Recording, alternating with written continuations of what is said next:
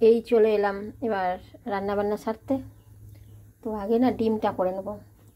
কড়াইয়ে তেল দিয়েছি, তেলটা গরম হয়ে যাক, ডিমটা ভেজে আগে তুলে নিই। ডিমটা নুন হলুদ মাখিয়ে রেখেছিলাম, এবার কড়াইয়ে দিয়ে দিলাম। ডিমটা লাল লাল ভাজা হয়ে যাক। ডিমটা ভাজা হয়ে গেছে, তুলে রাখছি। আমি মশলাটা তারপরে করে আনি। হ্যাঁ, আলুগুলোও একটু হালকা ভেজে নেব, বেশি না, সিদ্ধ করা আছে তো, হালকা একটু ভেজে নিই।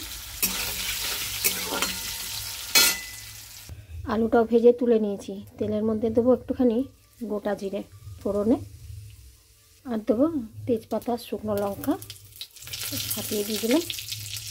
এবার এই বেটে রাখা মশলাটা দিয়ে দিচ্ছি। এবার দেবো নুন হলুদ একটুখানি রেড চিলি পাউডার। এবার মিষ্টির জন্য দেবো একটু গুড়ের পাউডার। মশলাটা কষা হয়ে গেছে, এবার ডিমটা আর আলুটা এর মধ্যে দিয়ে দিচ্ছি। এটা দিয়ে একসঙ্গে আর একবার ভালো করে কষে নিই।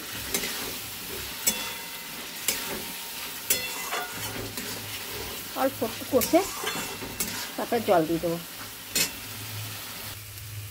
এবার একটু জল দিয়ে দিচ্ছি।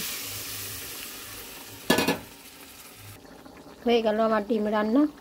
বেশি ঝোলটা কমাবো না, ডিম আলুটা সিদ্ধ আছে তো, টেনে নেবে একটুখানি ঝোলটা। ওর থেকে একটু ধনে পাতা, রাতে শীতকাল এলেই মনে হয় সবেতেই ধনে পাতা দিই। চলো নাবিয়ে নিই এবার।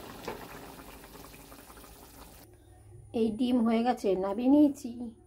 এবার বাঁধাকপিটা করব। হ্যাঁ, কড়াই তেল দিয়ে দিয়েছি, চিংড়ি মাছটাকে আগে ভেজে তুলে নিই। চিংড়ি মাছ যাতেই দেবে তাতেই একটা সুন্দর গন্ধ টেস্ট।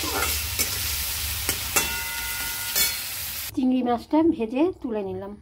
এবার ওই তেলের মধ্যে আর একটু তেল দিয়েছি, ওর মধ্যে দিলাম একটু গোটা জিরে ফোড়নে, এই একটু এলাচ লবঙ্গ দারচিনি শুকনো লঙ্কা তেজপাতা সব দিয়ে দিলাম এই তেলের মধ্যে। এটা একটুখানি ভাজা হোক ফোড়নটা। এবার দিলাম কাঁচা লঙ্কা আর এই আলুগুলো দিয়ে দিলাম।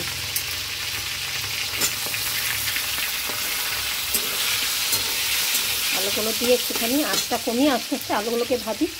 আলুটার মধ্যে এবার দিয়ে দিচ্ছি নুন একটু হলুদ। আলুটা ভাজা হয়ে গেছে, এর মধ্যে টমেটো দিয়ে দিলাম একটু। এবার দেবো একটু জিরে গুঁড়ো। মশলাটাতে এবার একটু নুন দিলাম আর একটু হলুদ দিলাম। আলু ভাজাটাই দিয়েছিলাম তো, মশলাটা কষে নিই। এবার বাঁধাকপিটা দেবো, একটু মিষ্টির জন্য গুড়ের পাউডার দিয়ে দিলাম। এইবারে এই বাঁধাকপিটা দিয়ে দিচ্ছি। সব মশলা দিয়ে বাঁধাকপিটা দিয়ে কষা হয়ে গেছে। এবার একটুখানি না ঢাকা দিয়ে রাখবো। এদিকে আমার ভাতও হয়ে গেছে, ভাতটাও ফ্যানটা ঝরিয়ে নিই। দেখো বাঁধাকপিটা জল বেরিয়ে গেছে। এটাতে তখন জলটা শুকাক, ঢাকা দিয়ে রাখি। তারপরে চিংড়ি মাছ দেবো। তো তখন চলো একটুখানি বাইরে রোদটাতে একটুখানি বসে আসি। এখন দিনের বেলা কত রোদ দেখছো, রোদ কটকট করছে। এই সন্ধ্যের পরে আর রাত্রির বেলায় তো ঠান্ডা থাকে, আর ভোরবেলাতে খুব ঠান্ডা থাকে। এই দুটো সময় এখন দিনের বেলা তো রোদ রয়েছে, অতটা ঠান্ডাটা লাগছে না।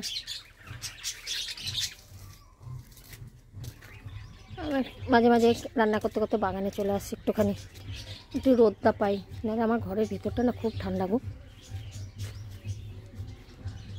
ঘরের ভেতর ঢুকলে ঠান্ডা লাগছে, আবার রোদটায় বেশিক্ষণ দাঁড়ানোও যাচ্ছে না। কি একদম কটকটে রোদ, এখন বেশিক্ষণ দাঁড়িয়েও থাকা যাচ্ছে না, রোদের মধ্যে বসাও যাচ্ছে না।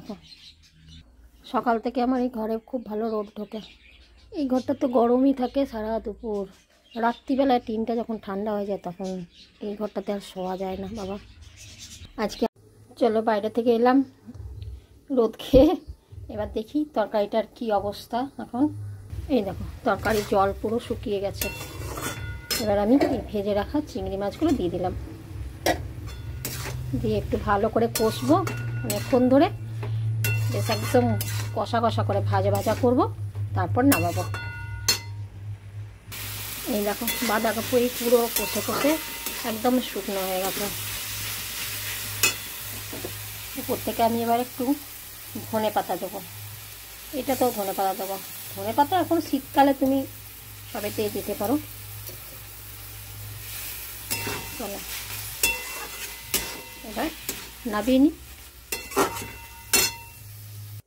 এই দেখো হয়ে গেল চিংড়ি মাছ দিয়ে বাঁধাকপির তরকারি